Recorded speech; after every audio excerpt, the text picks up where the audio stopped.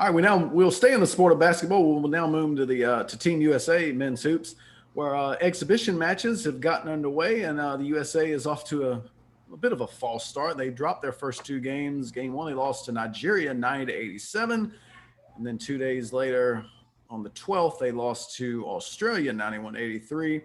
But yesterday, they were able to break into the win column against the Argentinians, I think they were led by the 41-year-old Luis Scola. But Drake, even though they won yesterday, still not the best of starts. That's not quite what I would call American exceptionalism. What's your reaction to this bit of a slow start, and how do you think they correct it? Who they lost to in game one? They lost to Nigeria. And then who they lost to in game two? And Australia.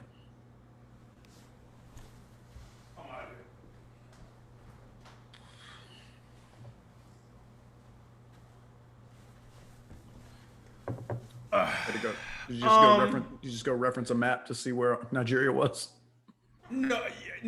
I actually went and referenced their roster and see what that roster was. Look, here's the deal. I don't listen.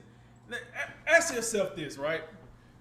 What do you think England, the country England, how would they feel about their soccer team or their football team if you're over there? If they lost to the USA soccer team, how do you think that comes over in the country of England? I don't think it's going over too well. Let me ask you this: what if they lost to, let's say, USA and Canada? How would you think that would go? That's probably gonna be bad. So I asked you that to say. And then let's say England goes and beat Norway, and then everything is good, I guess. Anyway, so the reason I bring that up is I'm hearing a lot of, we overreacting. These are just exhibition games. This is not, the Olympics haven't even started yet. Why do we care? Nigeria? Australia? Yeah. Why do we care? What? Yeah. This is Team effing USA. What? Men's basketball? Let me tell you something. I shouldn't have to watch one game and I should know we won every game. That's just the way it is. I don't want to hear nothing about these are the best players in the world. I know. And we have the best players in the world. No doubt. Literally, we have the best players in the world. I'm not making this up. We have the best players in the world. You cannot find me another Kevin Durant or another team in the world. Find me another Kevin Durant. God dog it. You can't find me one. So you got to ask yourself, if that's the case, then what's the problem? I'm going to tell you the bleeping problem. It's this AAU basketball crap we got going on in America. That's what it is. Because AAU teaches players, listen, it's all right to play team ball, but when those lights come on, you got to do what you got to do to get to the next level. So we're going to do a lot of pick and roll, and we're going to do a lot of dive and dash. We're going to drive and just pass it to the guy that's open. We're not going to really do the fundamentals thing where the point guard brings the ball down. He looks. He uses vision. He see what's going on. He call a play. He see which is a better option. Might ask for a pick or two and get the ball to the right spot. Oh, only, Nigeria doing that. And Australia doing that. Yeah. I mean, I watched the Australian game because I was so disgusted from the Nigerian game. And I looked, and we got players that don't even remember how to cut to the basket anymore. We got players. Kevin Durant has the ball in his hand at the three-point line. You see Draymond Green, Damian Lillard, and some dude I ain't never heard of out of college over here just staring at Kevin Durant like this the All-Star weekend. They literally over here looking. I was like, hey, I guess Draymond Green about to pull his camera out and get a picture. Like, because they looking at him so hard. You know what I'm saying? What's going on? Sometimes I feel like the hunger for Team USA men's basketball is not there, and it hasn't been there since like Kobe was playing. Like I think that the 2018 was hungry. Now don't get me wrong, I know the teams after that won gold. I'm not saying they was, but I felt like they won gold just for the same fact of what we're seeing now. They're just better than everybody. We could play whenever we feel like it. But it's been a while since we've seen a Team USA team that goes over there, goes to the Olympics and just say, listen, we finna rip the throat out of everybody and get back on this jet and get up out of here. I just don't feel like we have that anymore. And AAU basketball has made it like that. If you're the best player, guess what? We're going to keep the ball in your hand no matter what. Fundamentals, just shoot the ball. You can shoot. You 7 foot. What are you worried about passing the ball for? Shoot it. And now, what Team USA does now is when the rubber meets the road and everything is not clicking, we just play one-on-one ball. Give me the ball. Clear it out. Clear it out. Clear it out. Let's roll. And then when you miss that shot, the other team on like a 4-0 break because everybody's still standing around. It's fine. Hey, it ain't for the gold. It ain't for the medals. So why does it matter? I feel like any American that loves their team, that loves our team, that knows basketball, if you watch the way our guys are playing and you just like, I don't see the big deal, man, you sadly mistaken. Because this is starting to show, one, the gap is very, very closer than we thought it was.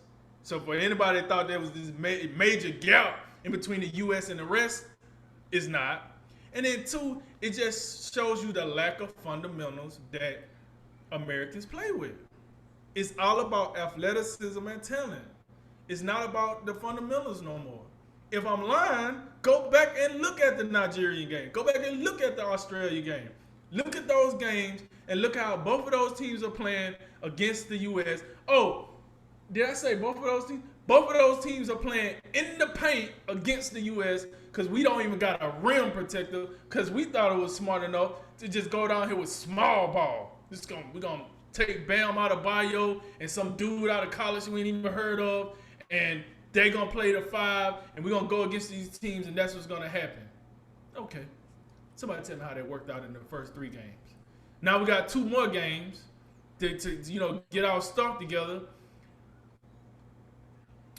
And the last point I'm going to make through all of this is this. What I did like from Team USA in the last game against Argentina, they starting to adjust a little bit more. And the fact that I seen players cutting to the basket, the fact that the assist numbers are getting better, the fact that I'm starting to see players not just shoot the ball as soon as they touch it, they're actually trying to make plays. They gave me some feelings of encouragement. The problem is I need to see these last 2 games to make sure it's going to be consistent. Because you know how we do. We'll give you one good game and then we'll fall flat the next one. You know what I'm saying? It's just a little American spice on there. You know how we get down. So, with that said, I do think we can adjust to play better.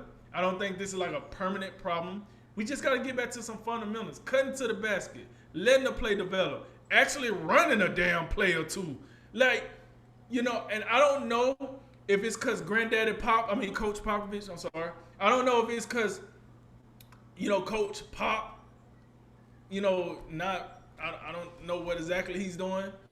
The fact that he let them construct a roster like this without a true 5 is outrageous. I don't even know how he let that fly. But, whatever it is going on with Team USA, we have to play better fundamentals. We have to take the rest of the world more serious. And once we do that, we will be just fine. We'll go back to killer instinct and we'll get people up out of here. But right now, I'm a little concerned with the loosey-goosey, laffy-taffy way of playing that we got right now. The razzle-dazzle, the drippy-drip. We worry about the wrong thing. We got to get on the same page. We got to get that continuity up. And then I think we'll be fine after that. Yeah, I don't. Since they got back on the right track against Argentina, maybe it is a good idea not to go too crazy over this, but I mean, it's still Nigeria and it's still Australia, and we still have, oh, I don't know, Kevin Durant, Damian Lillard, Jason Tatum, Bam Who else? Adebayo, Bradley Beal. You know, and then I'm looking at these other teams, and I'm actually surprised. Like I look at Nigeria's roster, there's a handful of NBA guys on here, but they ain't not Right. one All Star. I mean, Josh Okogie, Precious Achua, Gabe Vincent, Epiudo was an NBA player. You know, there ain't nothing. There's nothing overly impressive to where we need to get into excuse mode and just start making excuses for all these dudes. Oh, well, they just started playing together, and this dude, he had a ingrown toenail, and this dude, he having some adverse reaction to the COVID vaccine or whatever anybody wants to just make up to just excuse the fact that we over here holding L's to countries that ain't got no business even being in the same gym as us. This is ridiculous. Like some of these teams, like I'm looking at, look, I understand Australia. They got some dude. They got Joe Ingles. They got Aaron Baines, Patty Mills, Dellavedova with his oxygen tank, Dante Exum, and they got Matisse Thybulle. You a big Thybulle fan? And I still feel like I was just killing the Orlando Magic in the previous segment. The Orlando Magic should be able to go out there and handle business against these teams. That's what I'm looking at. This one of the things, like when you talk about the Olympics, and these aren't the Olympics yet, but this is kind of like the dress rehearsal for the Olympics. Have some pride. Have some pride in the country. This is what we do when we talk about international competition. We come out here and we kick rear end. This, you know what I'm saying? So, the mindset that, oh, well, it's not that big a deal.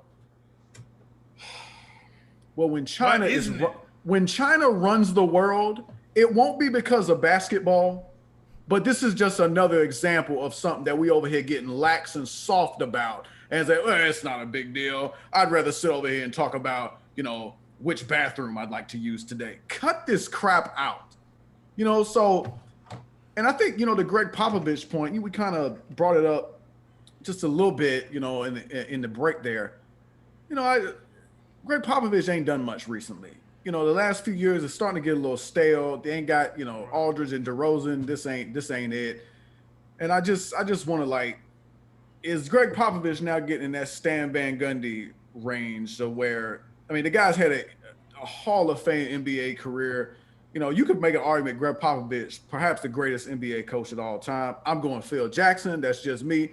But Greg Popovich is up there, up there with anybody else. And, there's a debate, I think. There's a case you can make. But I think at some point it's just time. And I think, at the age of Greg Popovich and, you only, these NBA players, they stay the same age. They don't get older with you. Shaq and Duncan and Ginobili and Parker, they ain't out there with you, and they wouldn't be anywhere because they'd be with their own countries. Popovich ran it he was the first coach that went international. So I just, I don't want to get too carried away because they got on the right track yesterday. I can only imagine that they continue that, and that sometimes this happens when you bring a bunch of guys together. They're a little rusty. They've been kind of in that, taking some time off, rest up, and then these are guys that don't play together during the regular season, so they got to figure that out. But there's such a talent gap between what the USA has and the rest of these countries, especially these countries we're looking at right now. Nigeria, come on, stop. That they should still be able to, whatever troubles they have, and they kind of, a little miscommunication here, somebody doesn't set a pick here, or you don't communicate on defense, you're giving up a layup. There's such a huge talent advantage. So I can't buy into all the excuses, but they missing Middleton right now and Holiday for the finals.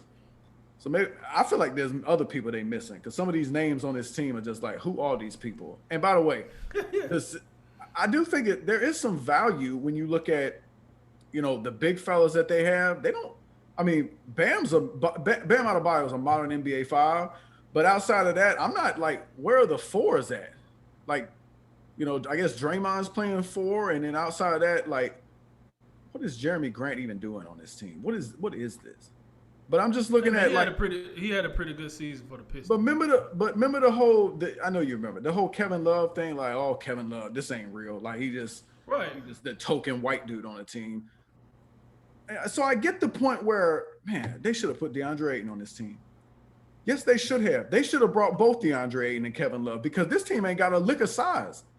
They got no size. So I gotta imagine that. I don't know. Maybe that's gonna hurt you in the rebounding game. That still matters to win games, you know. But in the end, like, let's give them some more time. These are the exhibition games. But I swear, they come out here flopping around in the Olympics, the actual Olympics. We're gonna have a problem, and you're gonna hear from us again on this.